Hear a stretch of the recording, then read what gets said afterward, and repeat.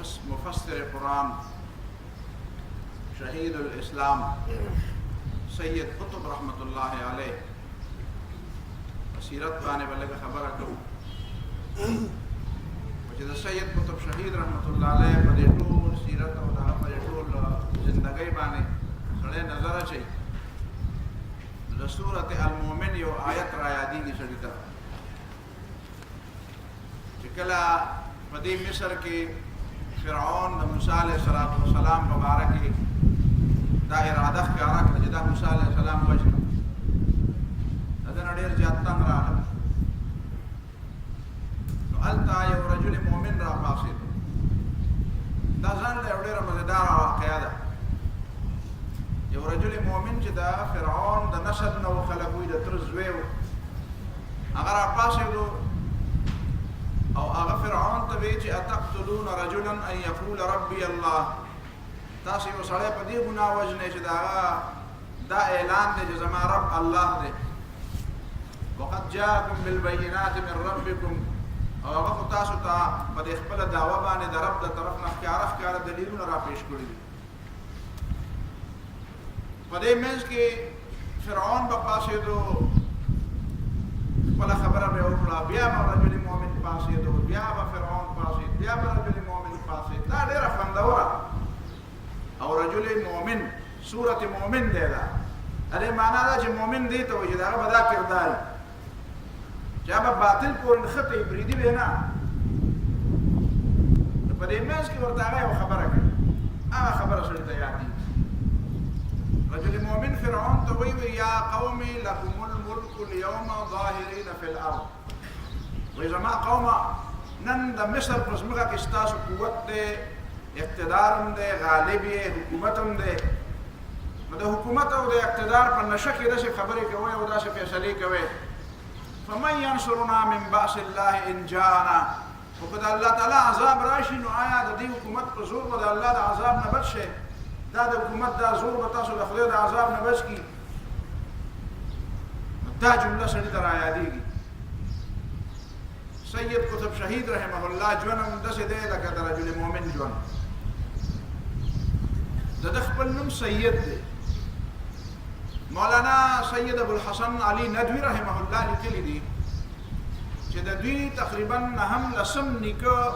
د دې بر صغیر نه د دې پاک هند چرته تللی دی مطلب دا دی چې دا زموږ د دې وطن باشندگان دي موږ د چا سره د وطن د وجې نه نه مینه او نه محبت او نه تعلق خو هسې دا د وطن دپاره د عزت یو خبره ده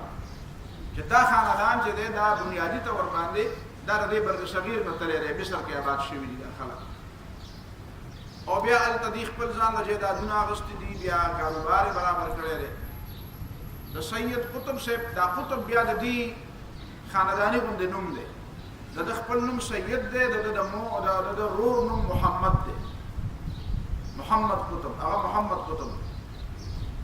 دي دوه وروڼه او درې خویندې وي نفیسه قطب امینه قطب حمیده قطب او هغه درې واړه په اخوان کې وي او درې واړه په جیلونو کې وي هغې هم په جیلونو کې تکلیفونه تېر کړي جیلونو کې هغې ته څنګه تکلیفونه وو نو د هغې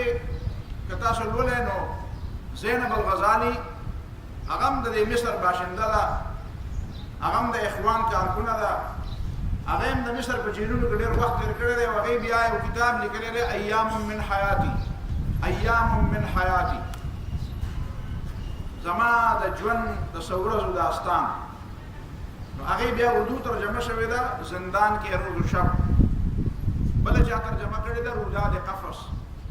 دې دواړو کې چې ته کوم یو وګورې تا ته به دا پته ولګي چې په دې مصر کې دا ظالمانو دا خالصه د فرعون اولاد دی دا د شاه فاروق دا خلق دا د جمال ناصر دا د حسني مبارک دا د سیسی دا بالکل فراعنه دي دا د فرعون نه پسې ورفه دي د سید قطب شهید رحمت الله علیه په پانسۍ باندې چې امنسټي انټرنیشنل کومه تبصره کړې ده که هغه هم صرف سړی وګوري نو تاسو ته به دا پته ولګي چې دا د سره انسانان نه دي ظالمان خو ظالم لفظ د دې دپاره ډېر ورکوټی لفظ دی ظالم لفظ د دې دپاره ډېر ورکوټی لفظ د سید قطب شهید رحمه الله د کیس راوړلو دپاره د وکیل اجازت یې نه ورکړ چې هغه به خبره کوله به چپ خبره به نه کوي هغه بیا به ته به ادبي کوي ته په دې باندې ته د مرګ لایق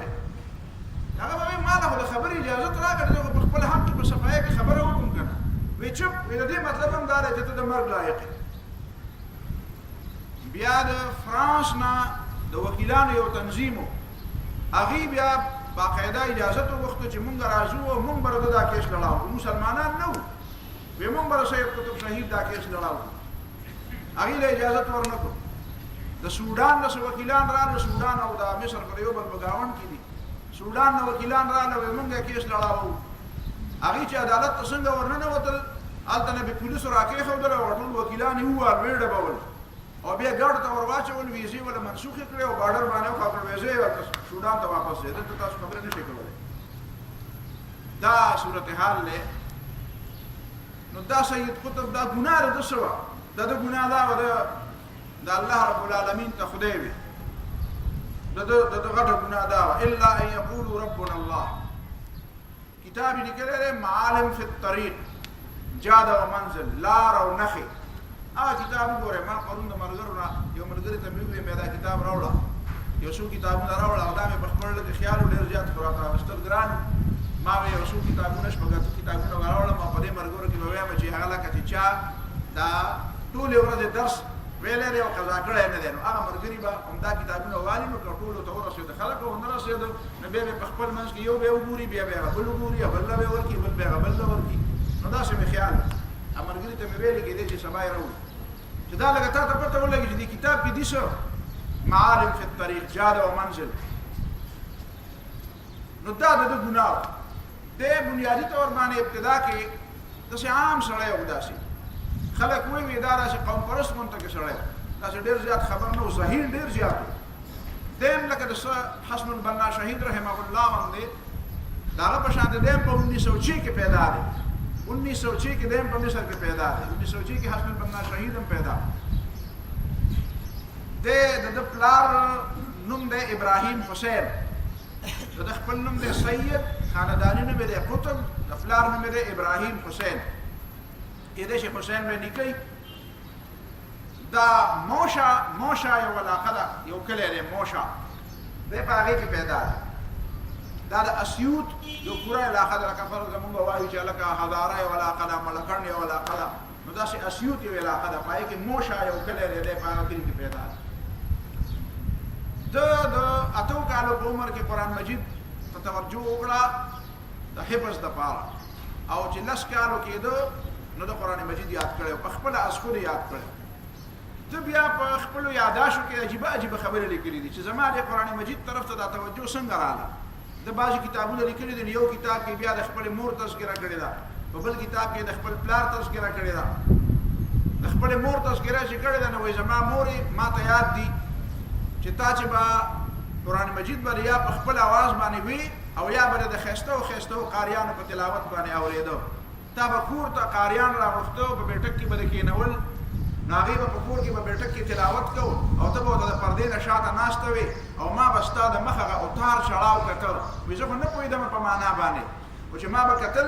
نو ستا د مخ نه به داسې پته لګېده چې ته په دې معنا پوهېږي او ته د هغې نه ډېر لوی اثر اخلې کله کله به په تا باندې داسې د ژړا کیفیت راغی کله به د سترګو نه اوښکې وبهېدې ما ته به پته ولګېده چې د قرآن ستا په دې زړه باندې ډېر زیات اثر کړی دی بیا به ستا دا ډېر زیات شوق و چې زما دا بچی هم قرآن زده کړي نو ستا دغه شوق د وجې نه ما هم د قرآن د زده کولو کوشش وکړو ستا به دا شوق و چې زما د دې بچي اواز ډېر ښایسته وی او دم په ښایسته اواز باندې قرآن ویلی او ما د ده د خولې نه واورېدی نو وایي مورې دا ارمان خو دې پوره نه شو خو به هر حال ما به قرآن یاد کړو دغه یو ارمان خو مې ستا پوره کړو چې قرآن مې یاد کړو او زه چې کله قرآن ګورم نو ما ته ستا کیفیات را یادېږي د خپل پلار مبارک هم ډېرې خبرې کوي د پلار د علاقې بیا ډېر زیات داسې سردار غونته کې و چې علاقه کې به څه اختلاف راغی څه جګړه به راغله نو خلک به د ده په پلار پسې رالل چې یاره ته مونږ ته دا فیصله وکړه بیا د پلار هم د قرآن ډېر زیات شوقي و د تلاوت د اورېدو ډېر زیات شوقي و ډېر نیک او ډېر صالح او ډېر د شریعت پابند سړی و د ده په ذهن کې د ابتدا نه خو داسې خبرې وې چې د شریعت د منځونو پابندي د روژو پابندي د تلاوت اورېدل خو داسې دا د باقي په دې عامو سیاسي معاملاتو کې حکومتي معاملاتو کې په دې کې بیا د ده داسې ډېره دلچسپي نه وه په ابتدا کې دی په ابتدا کې بیا لکه څنګه حسن البنا شهید دارالعلوم ته راغلی او دیم دارالعلوم نه فارغ دی ګریجویشن نه پس د بیا سرکاري ملازمت اختیار کړ په وزارت تعلیم کې وزارت تعلیم او وزارت تربیت هلته ورته وزارت معارف وزارت معارف هغه کې ملازم شو بیا دا غینه بعد العدالة الاجتماعية في الإسلام رو دا سده دا اسلام مطالعه چې دغه ولا نو دې په دې خبره اولنې کتاب چې کوم لیکل دی په اسلام باندې هغه د العدالة الاجتماعية في الإسلام اسلام میں عدل اجتماعي چې اسلام یوازې انفرادي د انفرادي ژوند لپاره نه دی کوي چې هر سړی رضان رضان له مسلمانانو بلې پښتو کې دا خبره ډیره زیاته مشهوره ده مړو اسلام دار چې خپل له مړو دار چې اسلام خپل له سړی خپل قبر ده اسلام انفرادي ژوند لپاره نه دی اسلام اجتماعي ژوند لپاره هم دی تاسو ګورئ په قرآن مجید کې الله تعالی د اجتماعي ژوند خبرې ډیرې زیاتې کوي د انفرادي ژوند خبرې ډیرې زیاتې کمې دي دا روزه اجتماعي نظام دی کې انفرادي دی ګوره روزه ستاسو نه ده او زما ځان نه ده خو میاشتې پر ټولنه یو مقرر کړی ده چې د یوې میاشتې به ټول نشي ګوره هغه انفرادي عمل یې اجتماعي کړی دا خبره چې اسلام انفرادي ژوند وایي نه انفرادي ژوند لپاره یوازې نه دی اسلام او اجتماعیت ډیره زیاته خبره کوي نو دا کتاب لیکو العدالة الاجتماعية في اداري اردو کې انګریزي کې هر جبه کتاب بنیادی کتاب په عربی کې دی بیا د 1948 کې د حکومت سکالرشپ ورکو او د لاړ امریکا ته 1952 پورې دی بیا په امریکا کې 1948 نه د 1952 پورې د دې لپاره ولېګو د ځینو خلکو دا راي ده چې د حکومت په د باندې یریدل او دا سړی ډېر خطرناک غوندې ښکاري دا سړی ډېر خطرناک ښکاري او د اسلام طرف ته دا رجحان چې دی دا چې په دې انداز کې رواني لکه دا العدالة الاجتماعية في الاسلام چې د ولیکو نو دې معنا دا دا سړی به خطرناک جوړیږي او دی به بیا په اخوان کې شاملېږي او دی به موږ بیا یو دردسر جوړوي نو خلک وایي چې حکومت د سازش په تور باندې د امریکا ته ولېږي چې زبر زموږ د مخې نه دی پناه شي هلته په امریکا کې به په موضوع عدد شي او هلته چې یو ځل په هغه موضوع شو عدد شي بیا د اسلام بیا پاتې بیا د خلکو نو په دې خیال دی لېږلی والله تعالی اعلم خو په ظاهر په دې لېږلی چې سکالرشپ والا او ته د وزارت تعلیم او د تربیت سره متعلق نو هلته وګوره چې آیا د دې وطن لپاره د وزارت تعلیم کې د تربیت څه مراحل دي څه طریقه پکار ده په څنګه طریقه باندې موږ ته د استادانو او د طالب علمانو تربیت وکړو لا څه په دې موضوع باندې نو دا هلته څلور کاله تېر کړو په دې څلور کاله کې چې دی هلته پاتې شو نو د دوه خبرې ډېرې زیاتې دغه کړې ده محسوسې کړې دوه خبرې ډېرې زیاتې محسوسې کړې یو خبره دا محسوسه کړه چې د امریکا دا بظاهر د رنګ څنګه دی او په حقیقت کې څنګه چل دی حقیقت کې د امریکا د ظاهري آبادي او د ظاهري چمک دمک او حقیقت کې د دې هغه بربادي نو دا د په نظر کې دا دواړه د په دې باندې مطالعه شروع کړه او بیا دې یو کتاب لیکو امریکا التي رأيته امریکا چې ما کومه ولیده امریکا جسے میں نے دیکھا دې باندې یو کتاب دی لیکو دا هم د لیدو کتاب دی دا کتاب خلاصه دا ده چې تاسو ته په ښکاره باندې دا ښکاري چې دا خلک ډېر ترقي یافته دي او ډېر زیات خوشحال قوم دی دا په حقیقت کې دا ډېر برباد قوم دی دا ډېر برباد قوم دی د دې اخلاق برباد دي د دې روحانیت او انسانیت برباد دی د دې خاندانی نظام دا برباد دی د دې اخلاقی نظام برباد دی د دې په ظاهري چمک دمک باندې مه تېروځئ حقیقت کې دا روحاني طور باندې ډک دي دا خلک بالکل د دننه نه دا خلک ډک دي دې باندې د کتاب لیکو دویمه چې په د ده د تلو سره فورا څو میاشتې بعد حسن البنا شهید ته پانسي میلاو شوه نو دی خو د دې حالاتو نه خبرېده سن 48 کې تا ته ماوي حسن البنا شهید ته پانسي میلاو شوه نو چې هغه پانسي میلاو شوه نو دی چې وایي چې ما وکتل نو امریکایانو هلته جشن مناوه امریکایانو د حسن البنا شهید په پانسۍ باندې جشن مناوه ټول امریکایانو په امریکایي ادارو کې به داسې خوشحالي وه لکه زموږ په علاقو کې چې په اختر کې خوشحالي ما معلومات وکړه چې دا دلته د دومره ډېرې خوشحالۍ څه مطلب دی حسن البنا شهید یو سړی دی او هغه په مصر کې دی او د مصر حکومت پانسي کړو نو دلته د دومره ډېرې خوشحالۍ خلک وایي چې د امریکایان ډېر زیات تهذیب یافته دي دا ډېر زیات واسټ مایند او ډېر زیات براډ مایند خلک دي د دې خو دماغ او ذهن او فکر ډېر زیات وسع دا څنګه وسعت دی تاسو د یو سړي په پانسۍ باندې دومره ډېره زیاته خوشحالي دې نه ما ته پته ولګېده چې اوهو خبره بدله ده دا اخوانیان اصل خلق دی او دا امریکایان حقیقت کې بظاهر خو مسلمانانو د ځان ډیر زیات اخلاق اخکارا خندا مندا خو ډیره کوي ورودي په زړونو کې د اسلام سره کوم نفرت او کوم بغض پروت دی هغه بغض ما محسوس کو وهغه ځای ما اراده وکړه چې زه واپس ځم نو زه په اخوان المسلمون کې شمولیت اختیاروم دا دوه خبره ده په امریکا کې وکړه دا چې بیا په 1952 کې واپس راغی نو جمال عبد الناصر پارټي جوړه کړې و ځان لا دا بیا رسته شو دا مصر صدر شو د ځان لا پارټي جوړه کړې و د پارټي نوم التحریر آزادي د آزادي په نوم باندې تحریر معنی آزادي وطن د وطن آزادي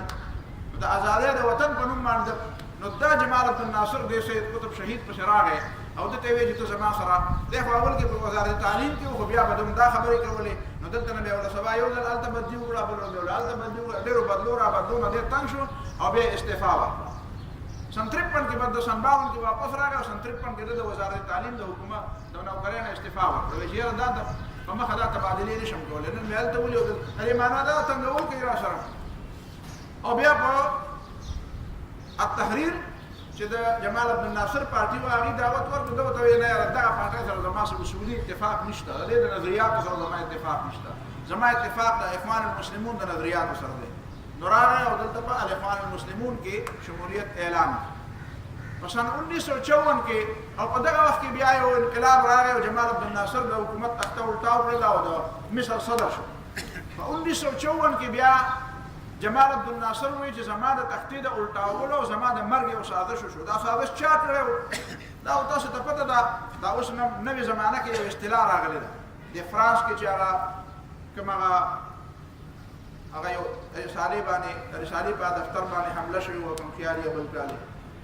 دا توهین رسالت په سلسله کې دا ټولې مسلې راغلي وي کنه نو هغه چارلز ایبدو غالبا یو رساله په هغه باندې دای په دفتر باندې حمله شوی و دې حمله ته حقیقت کې د دیو په اصطلاح کې ورته فالس فلیګ اپریشن دی فالس فلیګ اپریشن دې معنی دا ده چې د بل چا جنډه په خپل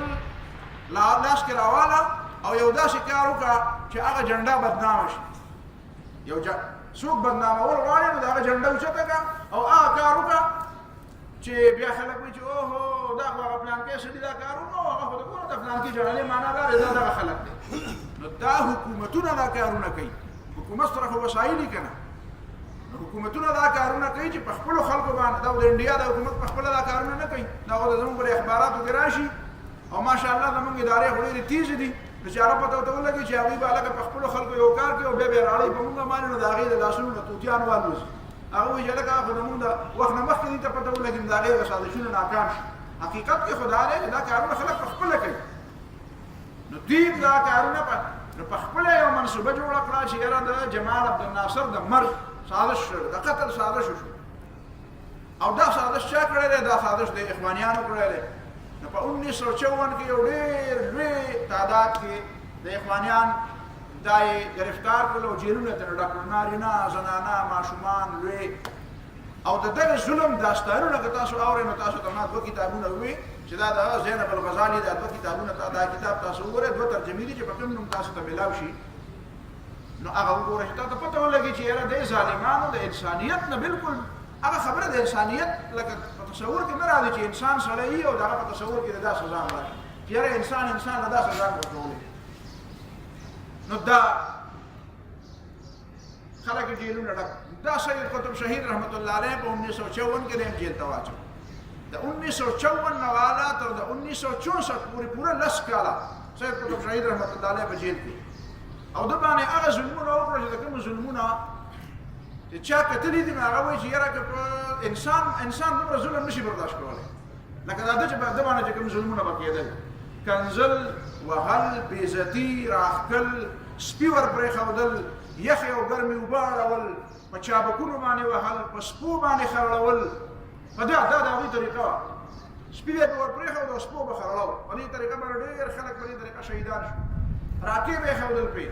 او هغه کسان چې چا به دي وهل هغوی بیا وروسته انټرویوګانې ورکړې دي وی موږ ته به حکومت وی چې دا د یهودیانو ایجنټان دي او دا په دې وطن باندې د اسرائیل حکومت راوستل غواړي او دلته د اسرائیلو او د یهودیانو حکومت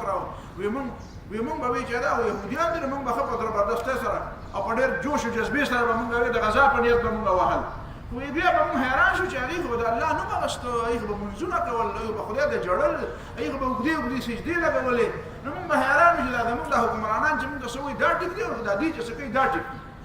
د دې نه پس به موږ په شک کې شو چې دا خبره خو څه بل شان ته غونته کې ده، خو دوی موږ ته وایي چې دا د یهودیانو ایجنټان دي. نو دا ځکه ووایي دا وطن یهودیانو ته حواله کوي. یعنې تاسو به حیران شئ، سړی جرم هم کوي، ظلم هم کوي، او بیا ځان مظلوم هم ګڼي. مظلوم نما ظالم، مظلوم نما ظالم، چې ځان مظلوم ښکاره کوي او یې حقیقت کې ظالم. نو سید قطب شهید رحمت الله علیه باندې دومره بهرحال بیا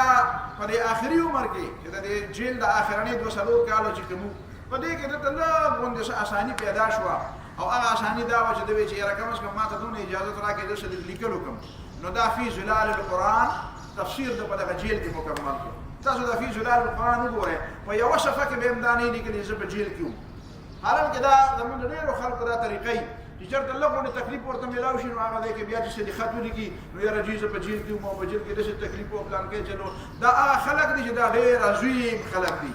ډېر عظیم خلک دي. انما اشکو بثي وحزني الى الله، دا صرف خپل غم او خپل درد او خپل تکلیف دا صرف الله تعالی ته ښکاره کوي، الله تعالی نه مدد غواړي. بني آدم سره نه شیر کوي چې یاره ما دومره تکلیف د اسلام لپاره تېر کړو او دومره تکلیف مې د اسلام لپاره تېر کړو. نو دا تفسیر د په دې جیل کې لیکلی دی. حقیقت دا دی چې ما زه چاله مشوره ورکوم د تفسیر دپاره. نور کتابونو د مولانا شبیر احمد عثماني صاحب تفسیر هم زما ډېر زیات خوښ دی، هغه هم د مولانا شرف علي تانوي صاحب تفسیر مې هم ډېر خوښ دی. مولانا عبدالماجد دریابادي د دې باوجود چې په بعضې ځایونو کې داسې مولانا مودودي له لغونې ټکونه مرکونه ورکوي، نو ورکوي دی خیر دی، اختلاف دی کوي. هغه زه په خپله هم ګورم، نورو خلکو ته هم د اردو تفسیر خاص کر د مولانا عبدالماجد دریابادي تفسیر زه ځکه خلکو ته وایم چې په هغې کې د دې جدید دور مطابق د ډېرو ښه مسلو حل هغه بیان کړی دی. نو خیر دی مولانا دپاره د اختلاف پې نو کوي دی، خو زه خلکو ته وایم ګورئ. نو 2 تفسیرونه چې دي هغه د ایمان آبیاري کوي، یو د مولانا تفهیم القرآن او یو د سید قطب فی ظلال القرآن. که ته ما ته وایې چې د دواړو فرق څه دی، نو فرق زما په نظر باندې دا دی چې مولانا مودودي به اول ستا دماغو ته اپیل کوي او خبره به وروړي او په زړه باندې به یې ودروي، او سید قطب شهید رحمت الله علیه به د زړه نه شروع کوي او په دماغو به یې ودروي. یو د دماغو نه شروع کوي او په زړه یې ودروي، او بل د زړه نه شروع کوي او په دماغ یې ودروي. مطلب یې دا دی چې ستا زړه او دماغ دواړه دا د اسلام په لاس کې ورچوي. بیا اول کال دلته ما په یو جومات کې درس کوو، نو ما خلکو ته په روژه کې وویل چې یاره کم از کم یو مهرباني وکړئ په دې روژه کې فی ظلال القرآن تفسیر وګورئ. که ټول تفسیر نشئ کتی نو 2م جلد وګورئ، که 2م جلد هم پوره نشئ کتی نو په 2م جلد کې سورت آل عمران دی، سورت الانعام دی، سورت الانعام دا وګورئ. بیا زموږ یو دوست دی محترم دعا ورته وکړئ چې الله تعالی ولې صحت ورکړي، بیمار دی. نو هغه بیا ما ته ووایي چې یاره په ژوند کې که د چا په چا احسان کېدی شي نو ستا په ما احسان دی. ما یې څه خبره وایي تا چې په هغه ورځ خبره وکړه وایي هغې په ما باندې یو اثر وکړو، سیده لاړم فی ظلال مې واغېستو. وایي چې اوس فی ظلال القرآن ګورمه، وایي بچي مې راته وایي چې بابا ته لیونی کېږي که څه چل در باندې کېږي، کله خاندې او کله ژاړې. وایي کله کله داسې خوشحاله شم چې زه وایم چې تاو شم په دې کمره کې. وایي داسې دا ایمان مې په دې زړه کې داسې جوش ووایي، او کله کله د آخرت فکر او د مسلمانانو د اجتماعیت په باره کې دا مولانا دا سید قطب کومه خبره کوي، وایي زما د ژړا راشي، ویم چې یاره دا جوان او دا سړی هم داسې ظالمان هم و چې دا سړی هم پانسي کړی دی، داسې سړي له هم پانسي ورکړې ده. وایي زه خو بلکل په یو بله دنیا کې لاړم. نو ما وایي زه به چې تا باندې اثر کړو دا هم لویه خبره ده، خو کاش چې زموږ د مسلمانانو د دې ته لږ وخت ورسره وی چې دا تفسیرونه یې کتلي وي او د خپل زړه او د خپل ایمان آبیاري کړې وي. نو دا فی ظلال القرآن ده په دې جیل کې ولیکل. دا خبره ده په جیل کې ته کوم شی لیکې نو د هغې خو به څه اثر خو به یې خامخا. بیا دی په سن 64 کې بیا واپس د جیل نه راغی، او خلک وایي چې د هغه زمانه کې د عراق کوم بادشاه و، نو هغه نوم دې وخت کې زما ذهن نه ووتو، هغه په سفارش باندې هغه آزاد. بیا چې دی آزاد دی په سن 64 کې، نو په سن 65 کې بیا د ورور محمد قطب هغه جیل ته واچو. نو ده د خپل ورور محمد قطب په باره کې یو احتجاجي مراسله ولیکله. دا خبره ده صحافي خو دی و، نو هغه احتجاجي مراسله چې ده ولیکله نو د هغه په وجه باندې په ځای د دې چې هغه د جیل نه آزاد کړي، نو الټه بیا په ده باندې بیا دوباره مقدمه وچلوله او دی بیا جیل ته دننه کړو. چې دی جیل ته دننه کړو نو په ده باندې د 500 فیصله وکړه او د 500 سزا یې وله ورکړه. د پانسۍ سزا هغه تفصیلات تا ته ما ووې نو هغه دا و چې د ډېر خلک راله ورله خواله او هغه حکومت والا په خپله هم ورته ووایي چې دا هغې وضاحت لږ تا ته کومه چې دی کله جیل ته لاړو اول ځل چې د باندې پانسۍ حکم وشو نو ده ته چې اطلاع راغله چې ستا باندې د پانسۍ اډر وشو پانسۍ کېږي به نو ده په هغه وخت کې ووایي الحمدلله او بیا یو جمله بله وویله وی 15 کاله چې ما د شهادت د حصول دپاره کومه دعا او کوم محنت کړی شکر دی خدای زما ارمان پوره شو وی دا 15 کاله چې ما د اسلام مطالعه کړې وه او اسلام ته مې خلک رابلل نو ما د الله د رضا دپاره د شهادت یو ارمان هم کړی نو الحمدلله چې زما د شهادت هغه ارمان پوره شو زه به د الله تعالی مخې له ځم بیا د هغې نه بعد چې دی په پانسۍ په وخت کې دی نو د حکومت دا خیال چې د آخره وخته پورې د باندې یو بله طریقه وکړي چې ده ته ووایي چې ته دا ووایه چې ما واقعي د بل چا په وینا باندې د دې حکومت د تختې د الټاولو څه کوشش کړی او ما یو انډرګراونډ او یو خفیه او زیر زمین تنظیم چلاو دا اعتراف دی وکړي چې دا اعتراف دی وکړه موږ به دنیا ته ووایو چې دا موږ په د اسلام په خبره نه دی پانسۍ کړی دا موږ په دې وجه دا چې په کوم ملک هم څوک داسې انډرګراونډ تنظیمونه چلوي او په کوم ملک کې چې څوک داسې کوي چې هغه د حکومت تختې ولټاوي په دې طریقه باندې نو هغه ښکاره خبره ده چې بیا خو دا د بغاوت خبره ده بغاوت سزا خو پانسۍ ده په هر ملک کې دا طریقه ده هر ملک کې دا طریقه ده نو مطلب یې دا و چې ده ته به ووایو چې ته داسې ووایه نو خیر دی تا به آزاد کړو چې دا ووایي نو موږ به ووایو چې دا وایي دا د آزادولو دی دا اوس د خلاصولو دی که دا د وژلو دی نو هغه به همیشه دا وایي چې نه دا کار ما نه دی کړی او که مې کړی وی نو بیا ما هېڅوک د دې نه نشي منې کولی چې زه رښتیا ووایم خو چې مې نه دی کړی نو نه مې دی کړی په دغه زمانه کې د ده خویندې هم په جیل کې وې نو د ده ټوله کشره خور چې کومه ده حمیده قطب نو حکومت په هغې پسې فوجیان ورولېږل او هغې ته یې ویل چې ته داسې چل وکړه چې دا رور دی پوه که دا رور دی پوه که چې دی دا ومني چې ما نه غلطي شوې ده او ما د یو انډرګراونډ تنظیم سره او د یو زیر زمین تنظیم سره زما تعلق و او د هغې تنظیم مطلب د دې حکومت تخته ولټاولو نو به دا اعتراف پرې وکړه موږ به یې آزاد کړو هغې ورته ووایي چې داسې چل دی چې زه خپل رور پیژنم زما رور دا دروغ نشي ویلی زموږ د هېڅ چا د انډرګراونډ تنظیم سره تعلق نشته نه ورسره د هغه شته او نه ورسره زموږ شته نو هغه فوجي ورته وایي چې موږ ته هم پته ده چې نشته موږ په دې پوهېږو تاسو سم خلک یې تاسو ښه نیکان صالحان خلک یې پاک خلک یې ستاسو خو بغیر د ازادېدو نه د دې نه بغیر بله لار نشته بله یې په کومه لار ازاده کړو خو به ته دا جرم اعتراف وکړه په دې به دې پرېږدو دا د ازادېدو لار ده هغه ورته وایي چې په دې باندې زما رور هم پوه دی چې تاسو ما په کومه طریقه باندې بلیک میل کول غواړئ هغه د دې خبرې اعتراف نه کوي خو چې تاسو خامخا وایئ نو به ومې ځای ورله شي ورشم نو دا حمیده قطب بیا وایي وایي چې زه ورغلم نو وایي زما د رور سره یې ملاقات ته زه کېنولم هغه فوجیان هم ناست وو وایي رور مې راته داسې وکتل وایي په دې سترګو کې زه د هغه په دې خبره پوه شوم چې ته د دې حکومت د طرف نه راغلی که د خپل طرف نه راغلی ته څه وایې ته هم د دې په لاس کې ولوبېدې کړو ستا هم دماغ دې واغسته وایي ما ورته په اشاره کې ووایي چې نه زه په خپله خبره ټینګ یم زه خو هغسې نه یم نو وایي بیا مې د هغه په مخ باندې هغه آثار ولیدل چې خوشحالۍ آثار چې ښه ده زما دا خور چې کومه ده دا هم د هغه ډېرو سختو د هغه ډېرو تکلیفونو او د هغه ډېرو مشکلاتو باوجود د خپل حق خبره باندې ټینګه ده او دې مشکلاتو هغه د دې خپلې لارې نه اړولې نه ده وی بیا مو ته د هغې په مخ کې ووایي چې دې د دې دپاره راغوستی یم چې تا ته دا ووایم چې داسې مهرباني وکړه چې د دې غلطۍ اعتراف وکړه نو هغې ورته وایي چې ما ته مې ورور وایي چې تا ته پته ده تا ته پته ده چې زما د یو انډرګراونډ تنظیم سره تعلق نشته او نه مې د حکومت د تختې اړولو سره څه کار شته زه خو داعي سړی یم د الله تعالی طرف نه دعوت او ما خو د دعوت کار شروع کړی دا خو داعي یم الله طرف ته او د دین طرف ته رابلونکی یم زما خو دا ګناه ده بیا بیا فوجیان راغله لاړه او دا مې ځان سره ما ته یې ویل زه تا او دا رور او خور د یو بل سره کښېنئ وی بیا راته دې رور وي چې داسې چل دی چې د اسلام لاره د خنډانو او د سختو د تکلیفونو لاره ده بس په دې لاره کې اصل مقصد د الله تعالی رضا حاصلول او دا سختې او دا تکلیفونه دي دا به یو ځل تېرېږي وی بیا یې زه جدا کړم او بیا به هر حال د ده د پانسۍ خبره راغله د هغې مطابق تاسو ته ما ووي چې کله دې پانسۍ نه بوته ده سره دوه درې ملګري نور هم ورسره وو چې پانسۍ نه یې بوته نو هغه دوه وروڼه دي نور هغې په دغه وخت کې د هغې ډیوټي دا ده چې دا د پانسۍ والا د جلادان دي هغې بیا وروستو چې کله ریټایر شوي دي بیا د هغې نه پس هغې خپل انټرویوګۍ نشر کړي نو هغه نه بیا دننه هغه ټوله خبره راوتې ده هغه وی چې کله دا سید قطب شهید رحمه الله پانسه ته وړاندې کو لاس ولا شاته تړلیو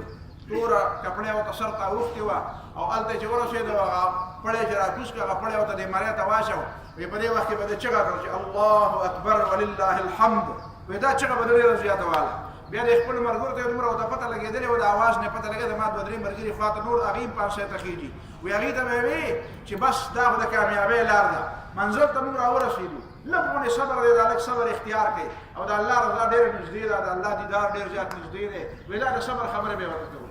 وی په دې او هغه ډېر شاعرونه نن واړو هغه ځینې आवाज وکړي صبر وکړي دا پانسه په اډر باندې لا حکم خبره دا مکوي دا فیصله مکوي یو فوجي تر راکوشو ډېر غټ فوجي افسر او ډېر په تیزه باندې ورغی د سید صاحب خال او هغه د سر نه هغه کپړه لري کړه هغه د غاړې نه ولا پانسه کپړې لري کړو او ډېر په احترام باندې ورته سلام وکړو او ورته ویل سید صاحب تعالی مې د ژوند پیغام راوړی د ژوند د جمال عبد الناصر د طرف نه مې تعالی د ژوند پیغام راوړی وی دا ته مسکې شوی خاندل مسکې شو ورستو چې بیا چاته پوښ کړی وی ته دا مسکې کېدی ولې وی ما په دې خلکو پورې خندار ما په دې خلکو پورې خندار زه حیران یم چې دا ماشومان دي که دا ناپوهه دي دوی د مرګ او د ژوند د حقیقت نه دي خبر زه د مرګ او د ژوند د حقیقت نه خبر یم چې مرګ څه ته وایي ژوند څه ته وایي زه په دې پوهېږم شهادت څه ته وایي وایي دا به بیا ماته نو هغه بیا فوجي ورته وایي چې داسې چل وکړه دوه جملې سره دا یو ساده کاغذ دی په دې باندې دوه جملې ولیکه دوه جملې دغه مخکینۍ جملې نه چې زه د ما د انډرګراوند تنظیم سره تعلق و صرف دا ولیکه چې ما غلطي کړې ده معافي غواړم بس دا دوه جملې ولیکه ما غلطي کړې ده معافي غواړم سید قطب شهید رحمه الله ورته وایي ما غلطي نه ده کړې معافي نه غواړم په دې پوهېږې ما غلطي نه ده کړې معافي نه غواړم هغه ورته وایي وایي ګوره سید صاحب د دې خبرې مطلب څه دی د دې خبرې مطلب مرګ دی مرګ نو دی ورته په عربۍ ژبه کې وایي مرحبا بالموت فی سبیل الله وایي زه خو د الله په لار کې مرګ ته هرکلی ویم خوش آمدید ورته ویم الحمدلله مرحبا بالموت فی سبیل الله شکر دی الحمدلله خوش آمدید هغه مرګ دې په خیر راشي هغه مرګ ته خوشحالي او هرکلی ویم چې د الله د رضا لپاره بس هغه ته سر وړقه بیا واپس راغی هغه لاس پې هغه ګردې پې بیا ور واچوله سر ته او بیا ولا هغه پړی ورته مرۍ ته واچو او دوی په دې پوه شو چې اوس به دا نو هغه جلادان وایي چې اخرنۍ خبره چې ما د دینه په یو خوږ انداز کې واورېده وایي هغه زما په مخ کې د اوسه پورې ده چې وایي چې لا اله الا الله محمد رسول الله او هلته هغه پړی راخکړو او باندې وړ دا صورتحال چې کله و په دې صورتحال باندې د ده د دې پانسۍ په باره کې په ټوله دنیا کې پانسي دا د افسوس خبره نه ده دا د افسوس خبره نه ده سید قطب شهید پانسي شو دا د عزت خبره ده طیب اردوغان ته یو ماشومه جینۍ ده ماشومه ده چېرته نو هغې به پلار ته خبره کړي پلار به یې ویلي مور به یې ویلي په کور کې به دا خبره کېده چېرته نو هغه ماشومه طیب اردوغان سره ملاو شوې ده خو د هر چا سره ملاوېږي دا ماشومانو سره ډېر ملاوېږي بیا په غېږ کې والي نو ورته وایي ماشومه ورته وایي چې ستا صاحب ډېر زیات خیال ساته د خپل ځانه او دا امریکایان اوس دې مخ ورغلي و د درې څلور ورځې مخکینۍ خبره هم راغلی چې امریکایانو د هغه خلاف د قتل سازش کړی دی وایي دا خلک تا د مرګ ډېر زیات سازشونه کوي نو هسې نه دې څوک دې رانه چېرته شهید کړي نو هغه ورته خاندلي طیب اردوګان ورته خاندلي دي ورته وایي بچیه وایي شهادت زما غوندې د بېکاره خلکو نه نصیب کېږي وایي دا ډېر لویو خلکو نصیب کېږي وایي زما غوندې بېکاره خلکو شهادت نه نصیب کېږي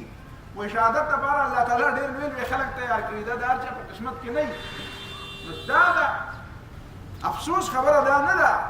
چې سید قطب شهید پانسي شو د هغه ملګري پانسي شو د افسوس خبره دا ده دا امت مسلمه څه کوي دا دومره فوجونه دا دومره صدارتي محلونه دا دومره د وزیرانو دا فوجونه دا دومره اسلحې دا د مسلمانانو دا دومره ملکونه دا د 1.5 ارب او د 2 اربو په منځ کې دا دومره لوی آبادي د مسلمانانو دا دومره لوی وسایل د مسلمانانو سره او د اسلام په ګناه باندې یو سړی پانسي کېږي او دنیا د ټس نه مس کېږي نه دا د افسوس خبره ده چې دا مسلمانانو دا ښارونه دي که دا قبرستانونه دي دا قبرستانونه دي سره احساس نشته د یهودیانو د امریکایانو په اشاره باندې د مسلمانانو اعلی دماغ هغې نه د مسلمانان محرومه کېږي مسلمانان غږ نه کوي دلته مولانا مودودي د هغه په حق کې بیانات ورکړل تارونه یې ولېږل ډېرو خلکو خو دلته دا هم درته ویم چې د دې پاکستان او د دې هندوستان نه مولیانو جمال عبدالناصر ته ویلي چې تکړه شه تکړه شه دا مودودي پانسي کا دلته زمونږ په وطن کې یو مودودي دی په موږ لري پانسي کول چل نه راځي او تا ته مقام لاوله او موږ در سره یو نو جمال عبد الناصر وی چې خلک وایي چې جمال عبد الناصر هغه په دې باندې خپه او کوشش وکړ چې یاره ارزه چل چې وشي خو دا سړی د پانسي نشي یو پښتو ته راټینګ شوی و چې سپانه پکار ده خو چې د هندوستان او د پاکستان نه پسې مولیانو خطونه ولیکل نو هغه وی چې ښه د دې خو دا مطلب دی چې زه خو د امت مسلمه هیرو جوړېږم بیا نو هغه بیا په خپله خبره باندې ټینګ شو او بیا هر څه چې دي ځکه چې مسلمانان بیا مولیان ما ته وایي چې پانسي کا ما په یو مدرسه کې سبق وی نو ما سره خپل کتابونه را سره نو خوا کې یو مولوي صاحب ولاړم دا مدرسې مولوي صاحب نو سید قطب شهید نوم راغی نو هغه پکې وایي هغه بل ملګري ته وایي ما ته یې اوروله وایي یاره وایي دا سید قطب شهید وایي دا جمال عبد الناصر ښه سړی نه و ما ته پته ده چې بېدینه سړی و خو وایي چې دا یو مودودي وژلی دی که نه وایي په دې باندې ویم چې په دې زړه کې مې دم نه کېنولی چې دا سید قطب یې وژلی دی دا زمونږ د مذهبي خلکو ټول خو نه یادوم که نه تاسو ته بیا وایي چې ټول داسې دي څه خلک چې داسې دي چې هغه د هغوی دا تصور دی ښه جمال عبد الناصر ته یې ویې چې دا پانسي کا مونږ در سره ملګري یو مونږ در سره ملګري یو نو دا یو بنیادي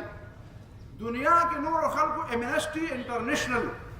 هغوی خو باقاعده په دې باندې وایي چې دا ظلم وشو ډېر زیات دا ډېر ظلم وشو ډېر زیاتی وشو په دې خلاف اواز اوچتول غواړي ډېرو خلکو انفرادي طور اجتماعي طور په دې باندې اوازونه اوچت کړو لیکن خبره دا ده چې هېچا په دې باندې غږ ونه کړو سید قطب شهید رحمه الله په دې خپل جیل په دوران کې خپل رور ته څه شعرونه رالېږلي هغې له عنوان ورکړی دی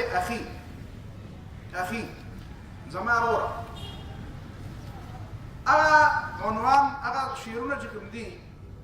نو هغه د هغې هغه چا ویلي دي خو غالبا هغه یو اواز یا به د ښځې یا به د یو ماشومې داسې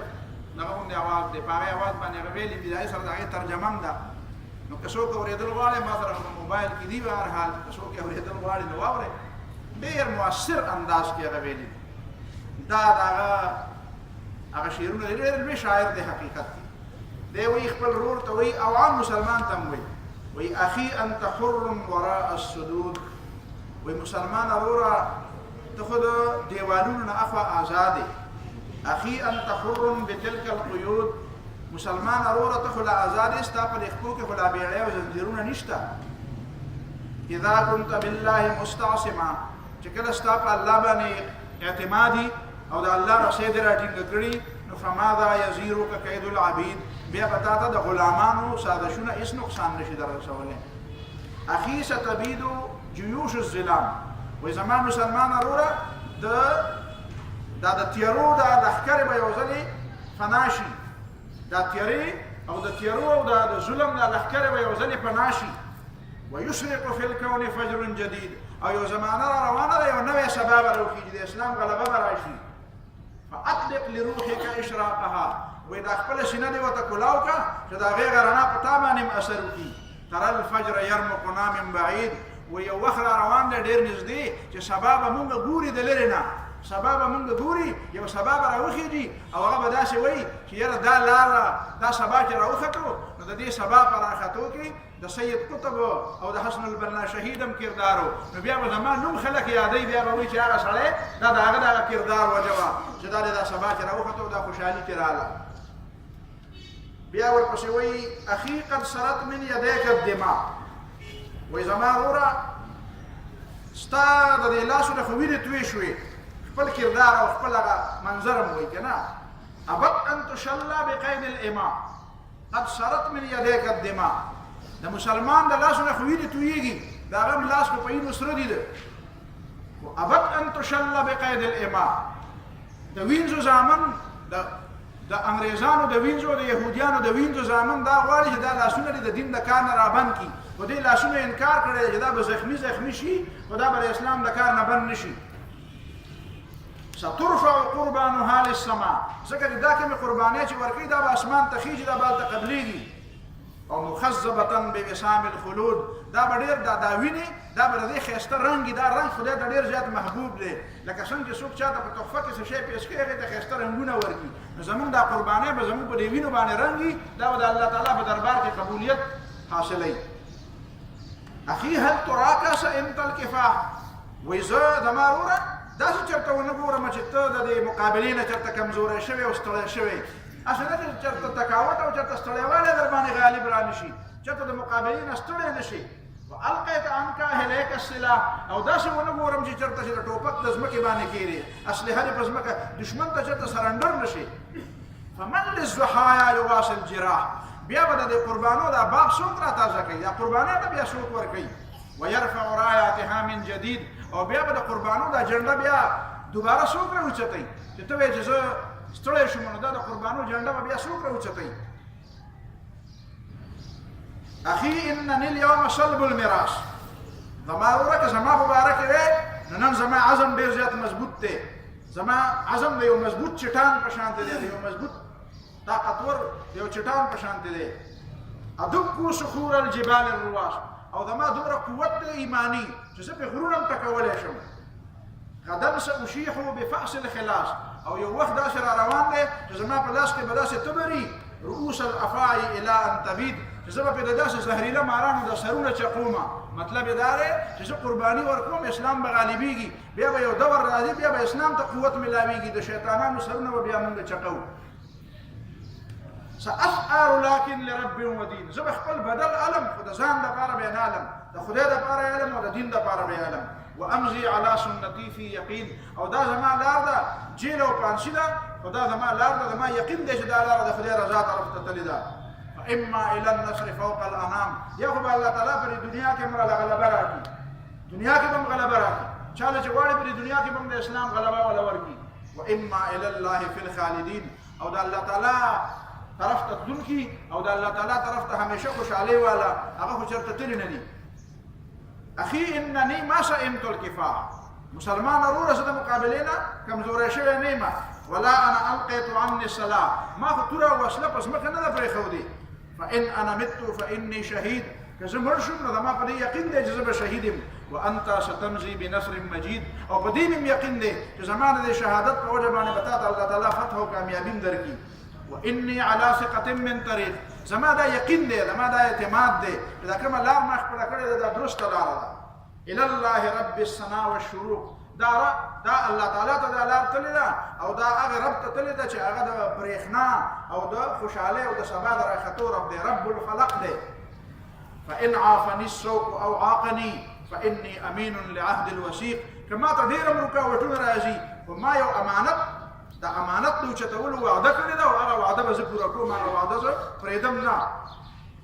اخي فمزه لا تلتفت للوراء زما وروره مسلمانه مخکې ځه شاته مه ګوره مخکې ځه شاته مه ګوره طريقك قد خزبته الدماء دا ټوله لاره د وینو نه رنده دا د قربانو لاره ده مخکې ځه او چې قربانۍ راځي نو قربانۍ ورکوه هیله تویوه مخکې ځه شاته مه ګوره ولا تلتفت ها هنا او هنا د انسانانو ته مه ګوره چې زما په انسانانو کې د څوک مرسته او مدد وکړي که به ونه کړي دې طرف ته او دې طرف ته مه ګوره ولا تتطلع لغير السماء د اسمان نه بغیر د خدای نه بغیر بل چا نه د مدد تمه مه کوه فلسنا بطير مهيز الجناح زه هغه مرغۍ نه یم چې هغې وزرې ماتې شوي زه داسې مرغۍ نه یم چې د هغې وزرې ماتې شوي ولن نستظل ونل نستباح او زه داسې ورکوټې هغه هدف نه یم چې ما به په اسانه څوک ښکار کړي ما د خپلې خبرې نه داسې په اسانه څوک نشي اړولی واني لاسمع صوت الدماء او دا د مرګرو دا هینې ما ته اواز کوي هغه اواز زه اورم قويا ينادي الكفاح الفها یو مضبوط اواز راته کوي او ما ته دا وایي تم قرباني ورکه اخي ان ظرفت علي الدموع زما وروره چې زه شهید شم ما پسې اوښکې مه تویوه ان ظرفت علي الدموع ته ما باندې وینې اوښکې تویې وبللت قبري بها في الخشوع او زما قبر له به راځې او جالې به وینې به هلته به اوښکې تویې داسې مه کوه څه وکړم فاوقد لهم من رفات الشموع زما د دې ټوکړې هډوکونه او زما د دې وجود نه هغې له شمې جوړې کړه رڼا بله که دا اسلام د رڼا دین دی زما د دې ټوټې وجود نه شمې جوړې کړه او بلې کړه چې هغې لاره کې خلک د الله د رضا د لار ویني وسیروا بها نحو مجد تلید او د دې رڼا د دې شمو په رڼا کې هغې خوشحالۍ او هغې کامیابۍ ته لاړ شي چې هغه همیشه کامیابي ده د همیشه کامیابۍ لارې ته زما د دې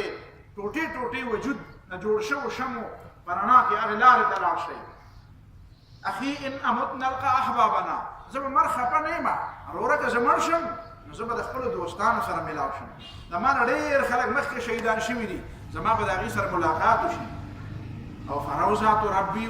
اعدت لنا الله تعالی خو د جنت هغه باغچې د داسې خلکو دپاره تیارې کړي دي واطيارها رفرفت حولنا او مونږ چې هلته لاړ شو نو د هغې جنت هغه مرغۍ به زمونږ نه چارچاپېره چورلي زمونږ استقبال به کوي نو فطوبى لنا في ديار الخلود بیا زمونږ دپاره ډېرې خوشحالۍ دي په هغه کورونو کې چې الله تعالی د همیشه ژوند دپاره تیار کړي دي دا ترانه وه د سید قطب چې نن بچی